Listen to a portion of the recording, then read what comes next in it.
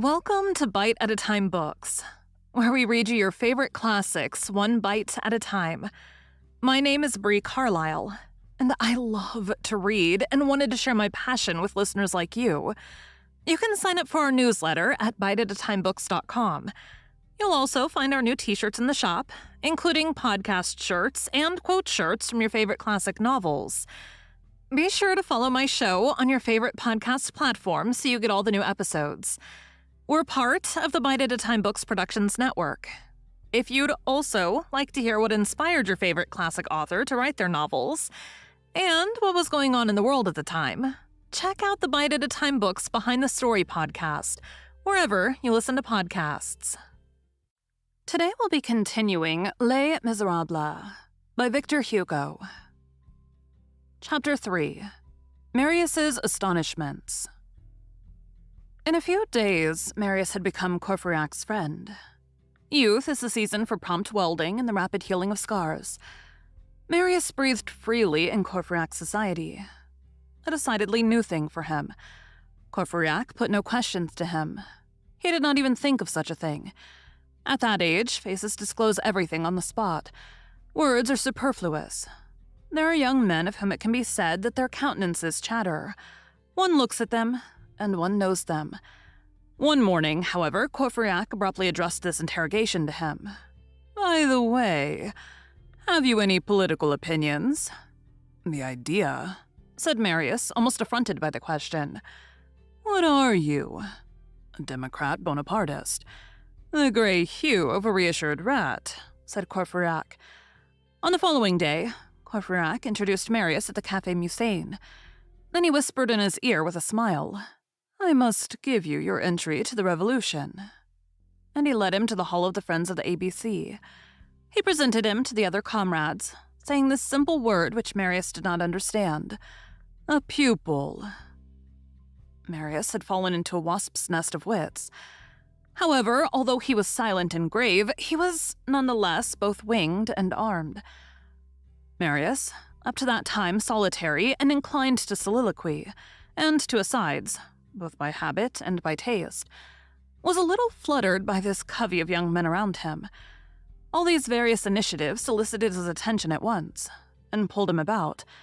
The tumultuous movements of these minds at liberty and at work set his ideas in a whirl.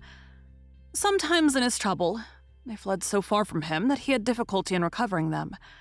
He heard them talk of philosophy, of literature, of art, of history, of religion, in unexpected fashion. He caught glimpses of strange aspects, and as he did not place them in proper perspective, he was not altogether sure that it was not chaos that he grasped. On abandoning his grandfather's opinions for the opinions of his father, he had supposed himself fixed. He now suspected, with uneasiness and without daring to avow it to himself, that he was not. The angle at which he saw everything began to be displaced anew. A certain oscillation set all the horizons of his brains in motion, an odd internal upsetting. He almost suffered from it. It seemed as though there were no consecrated things for those young men.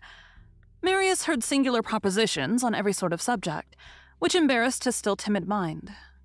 A theater poster presented itself adorned with the title of a tragedy from the ancient repertory called classic.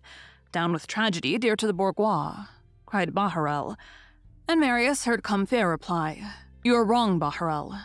The bourgeoisie loves tragedy, and the bourgeoisie must be left at peace on that score. Bewigged tragedy has a reason for its existence, and I am not one of those who, by the order of Aeschylus, contest its right to existence. There are rough outlines in nature. There are, in creation, ready-made parodies. A beak which is not a beak, wings which are not wings, gills which are not gills, paws which are not paws, a cry of pain which arouses a desire to laugh. There's the duck. Now, since poultry exists by the side of the bird, I do not see why classic tragedy should not exist in the face of antique tragedy." Or, chance decreed, that Marius should traverse Rue Saint-Jacques-Rousseau between Enjolras and Courfeyrac. Courfeyrac took his arm. "Pay attention. This is the Rue Plétière, now called Rue Jean-Jacques Rousseau, on account of a singular household which lived in it 60 years ago. This consisted of Jean-Jacques and Therese. From time to time, little beings were born there. Therese gave birth to them. Jean-Jacques represented them as foundlings. And Enjolras addressed Courfeyrac roughly. "Silence in the presence of Jean-Jacques. I admired that man. He denied his own children, that may be, but he adopted the people." Not one of these young men articulated the word, the Emperor. Jean Prouvaire alone sometimes said Napoleon. All the others said Bonaparte. Enjolras pronounced it Buonaparte. Marius was vaguely surprised. An idiom, sapiente. Thank you for joining Bite at a Time Books today, while we read a bite of one of your favorite classics. Again, my name is Bree Carlile, and I hope you come back tomorrow for the next bite of Les Miserables. Don't forget, you can sign up for our newsletter at biteatatimebooks.com. And while you're there, check out our t-shirt shop. You can look in the show notes or on our website, biteatatimebooks.com, for the rest of the links for our show. We'd love to hear from you on social media. You can find us everywhere at Bite at a Time Books.